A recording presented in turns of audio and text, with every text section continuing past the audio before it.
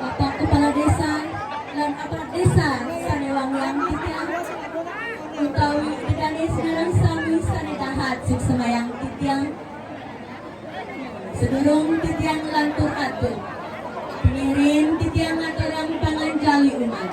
Om Swastiastu.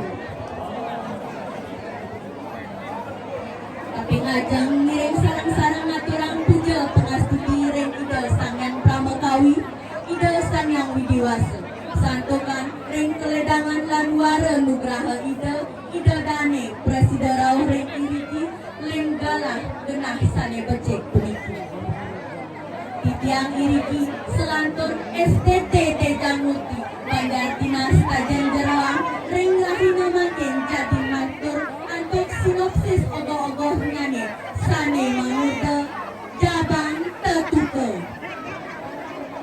Berkisah tentang kelahiran seorang bayi di kerajaan Pringga Gadani. Pandawa merasa berduka karena Jabang yang tak lain adalah anak dari Bima dan Arimbi mengalami keanehan. Tak bisa diputus ari-arinya bahkan dengan kuku sakti milik ayahnya sekalipun yang konon melebihi tajamnya pisau yang paling tajam. Kuku ayahnya hanya meninggalkan goresan di tali pusar milik Sang Jabang. Sementara itu, kayangan geger, para raksasa marah karena para dewa tidak mau menyerahkan Dewi Supraba kepada Prabu Kalapracona. Raksasa yang paling tangguh di antara raksasa-raksasa lainnya. Petir Betara Indra, kobaran api Brahmana, dan badai angin milik Bayu tak mempan menembus pertahanan raksasa sakti tersebut. Takdir berkata lain, Betara Guru melihat sosok yang bisa mengalahkan Kalapracona. Ya, tak lain dan tak bukan adalah si Jabang yang lahir dari rahim Arimbi. Segera diutus Narada untuk menjemput si Jabang bayi untuk menjadi kesatria kayangan yang akan mengalahkan Pracona. Semar yang mengetahui hal ini melakukan negosiasi kepada Bima, ayah Sang Jabang. Tali pusarnya bisa diputus asal Bima dan Arimbi menyerahkan Sang Jabang bayi ke kayangan. Dengan itu Bima pun menyetujuinya. Singkatnya, diutuslah Arjuna untuk mencari pusaka yang memang akan diwariskan kepada si Jabang.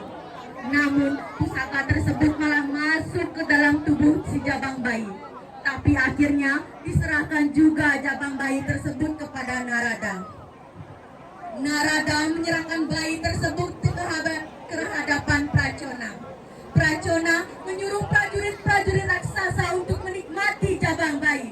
Tapi tak satu pun dari mereka yang berhasil menikmati dagingnya. Si Jabang bayi tumbuh dengan cepat dan mengobrak-abrik kerajaan para raksasa. Namun, belumlah ia berhasil mengalahkan Pracona, si Jabang bayi pun kalah.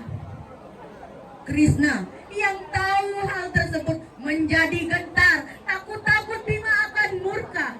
Tapi dewa menyuruhnya memasukkan Jabang Tetuke ke kawah Candra di muka untuk menambah kesaktiannya. Dan tumbuhlah ia menjadi seorang kesatria yang bernama Gatot Kaca. Ototnya kawat, tulangnya besi, dan takdir membawanya mengalahkan Kalapracona. Setelah itu, damailah pulang Gatot Kaca kembali ke kayangan. Sekilas cerita Jabang Tetuke, sebuah pegelaran wayang orang. Kisah yang tak lain menceritakan kisah hidup Gatot Kaca. Jabang Tetuke sendiri adalah nama kecil dari Gatot Kaca sebelum ia dimasukkan ke kawah Candra di muka. Inggih wantah asapunika presida aturan titiang kirang langkung Semarapura kirang langkung titiang nunas pengampura. Om Santi Santi Santi Om.